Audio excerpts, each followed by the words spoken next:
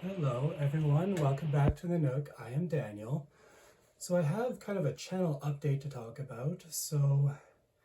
Yeah, I'm going to be kind of upgrading. It was my birthday yesterday. I got some great gifts, including a mic for the channel. So I'm going to have better sound quality going forward. Not in this video, I'm still figuring out the mic. There's some stuff I got to figure out, but just to let you know, there will be better sound quality. Now, before I launch into today's topic, I'm also going to mention after my today's Starsight review, I won't be reviewing Cytonic, the next book, for a while because I'll be reviewing my other birthday gift, which is Anne of Green Gables, which I'm currently reading.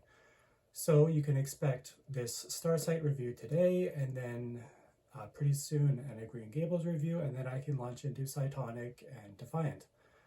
So for today's video, I am talking about this book here, Starsight by Brandon Sanderson, book 2 of the Skyward series, book 1 being Skyward.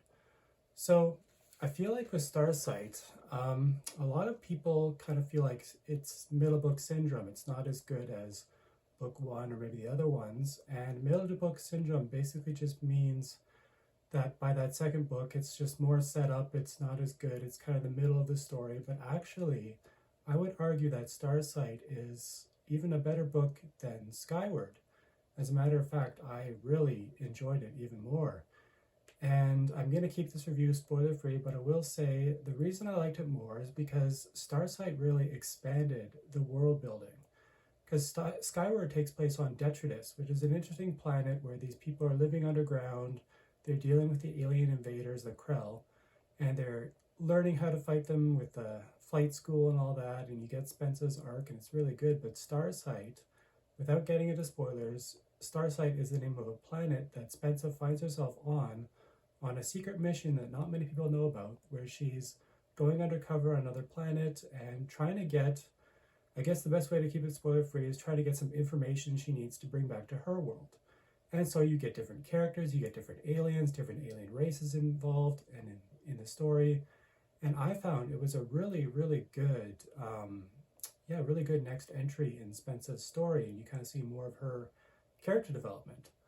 So I really liked that, and you get more of M-Bot, which is always a good thing, because M-Bot is just so funny, this robot that's kind of wants to be more human, and he's sassy, and anyway, I mean, honestly, right away, the book has like a lot of action. I mean, there was a firefight right at the very beginning of this book, and very fast pacing, which Sanderson is known for. And again, Sanderson has such straightforward, simple prose, but it's perfect because it just keeps the story going. So yeah, this was just a very, very well-paced book. A lot of stuff happening. You get kind of this broader idea of the Krell and who they are. You kind of see a side of them that's not so aggressive, because Spencer thinks of the Krell as these kind of evil aliens that are trying to destroy humanity, but some of them aren't so bad, like she's staying in this one apartment and there's this Krell that's a housekeeper and she's cleaning the dishes, and Spencer thinks, oh, it's a spy, because Spencer, she's very aggressive and combative. She just thinks, oh, this isn't someone that's just helping me clean my house, she's spying on me. She can't think of the Krell as anything other than enemies. And so you get this great character development for Spencer where she says, maybe I was wrong about these aliens. Maybe not all of them are evil.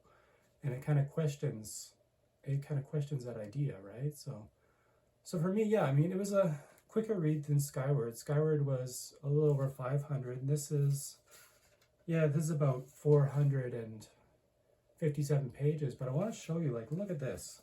These illustrations of these ships. I mean, I know Skyward had this as well, but it's so cool, the little illustrations. I can't remember who does it, but yeah, there's just little things about it that are really good. So I would recommend, if you're reading the series, definitely read Skyward, read Starsight. Again, I know nothing about Cytonic or Defiant, except Cytonic is the least popular book I've heard. I've heard Cytonic really goes in a different direction, maybe. So I am stoked for, after Anne of Green Gables, I will be reading Cytonic, and I can review that for you. I'll see how I feel. I feel like I'm going to like it. There's so many books where I hear people really don't care for them, and I end up loving them. So we'll have to see on that one. But what I recommend it, if you liked Skyward, I think you should like Starsight. I mean, like I said, it expands on the world. It's more happening, more characters. I thought it was really good, and it does expand this idea without getting into spoilers. Spensa has this ability that kind of shows up in Skyward in book one. This ability that kind of helps her, but she's dealing with a lot of her past and who she is. And I'm thinking Cytonic will delve deeper into her abilities. And honestly, the ending to Starsight, again, without spoiling anything, it ended in a way that was not like a sort of conclusion to this story, and then book 3 will start with a more peaceful thing. No, this was like something happened abruptly, and it just abruptly ended. And I'm like, man, I can't wait to start Cytonic. That's going to be crazy, however that starts. So, yeah, I highly recommend it. It's really hard to talk about the details, keeping it spoiler free, but I will say, like, it expands the world. Like I said, I feel like I'm repeating myself, right? It's got more character development. And yeah, other alien races. So there's the Krell, there's these other alien races. Yeah, I think I would say it's maybe even better paced than Skyward, faster paced. I really enjoyed it. So yeah, yeah, this is becoming a series by Sanderson where I can see why it's a love series. I can see why people do love it. And I'm gonna continue, like I said, once I'm done with Anne of Green Gables. I'm really stoked to read Cytonic, see what that's like, and go on with the series. And yeah, I really don't know what else I could say. But like I said at the beginning, expect better sound quality once I get that mic figured out. And yeah, just remember to like and subscribe. And until I see you next time, you're always welcome at the Nook. Bye.